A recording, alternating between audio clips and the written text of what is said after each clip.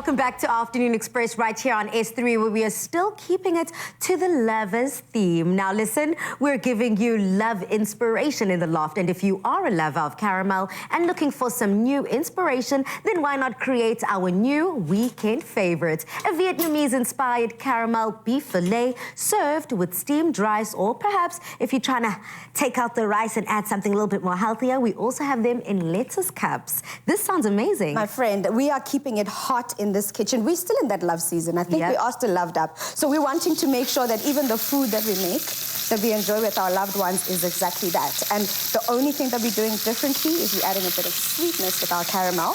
And why not do that with our savory dishes as well? Girl, Vietnamese caramelized beef. I mean, talk to me about it. What makes these flavors specifically Vietnamese? Right. So one of the major things, or some of the few things that are signature to Vietnamese cooking, are stuff like your chili, stuff like your limes, so either your lime zest or lemongrass, they're basically the same family, so that's very signature as well. And then you've got those touch of sweetness here, touch of salty here and there. Ginger, garlic, and I also know coriander, something very, very Vietnamese. Definitely, and one thing that they always have is nuoc ma, which is fish sauce basically in Vietnamese, and we're definitely adding this to our recipe as well. Fish sauce can be very pungent. French. So how much is too much? Or maybe let me let you get into the recipe and you'll kind of break it down for me. Perfect. So I've already started browning my meat, as you can see here. The whole idea is we want to just make sure it's nice and browned on the outside. Yeah. And then once we've done that, we're going to start layering those flavors. In fact, let me take this out so long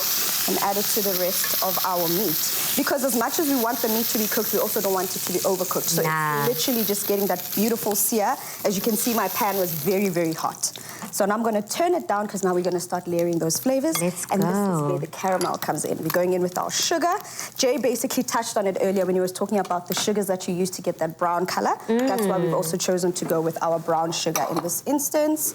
And then just adding a little bit of sugar there. The whole idea for the sugar and the water, in essence, is just to let the sugar dissolve. Let me change to a spatula. Now, another thing about this, because you, number one, had your pan already on a very, very high heat, as you can see, Mzansi, it is smoking away. So we also have to be very, very mindful of that. So turn down the heat, add the sugar, add the water, let it come together. But also, the fact that you didn't take it out of the pan that was already searing the meat. I'm glad you picked up on that, because that's another way that is good to layer flavors. If you're making it like this, it's a perfect one-pot wonder.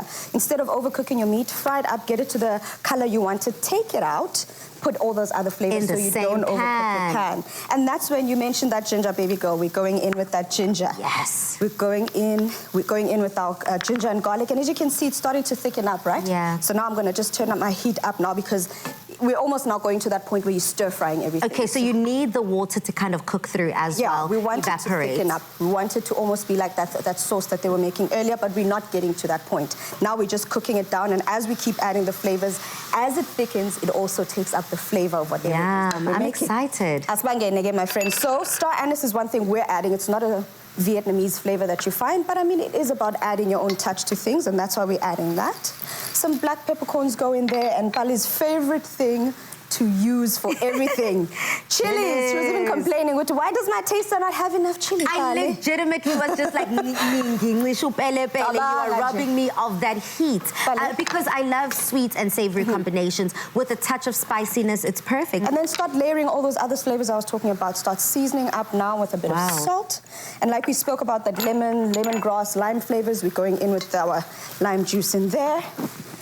I mean, this is quite easy. We fried up and sauteed our onions earlier, so now I'm just putting everything back because... You're throwing in those layers again. And look at how, because we want it to be nice and glossy, it's at that point now where we can toss everything together. Look at that beautiful The color of it is spectacular. I mean, I just had a taste, and it is phenomenal. You would think that the caramelization and that sugar was going to overpower the dish, but it actually doesn't. It's the perfect accompaniment. If it does, that's where the fish sauce comes in, because it also is very salty. It will then balance out that sugar that we had, that caramel that we have in there. If you did add a bit too much sugar. Yeah, if you did add a little bit too much sugar, then you can definitely add your fish sauce. Yum. And a little goes a long way with fish sauce, guys. Like you said, Palisa, rather, if your recipe says add fish sauce, go a little, then keep adding. Slowly but surely. You don't get all at once. And Bella, so this is quite simple. Like you've got that on a lettuce wrap with some rice. Yeah, I had some with rice. And, you know, someone like me being born and raised in Durban,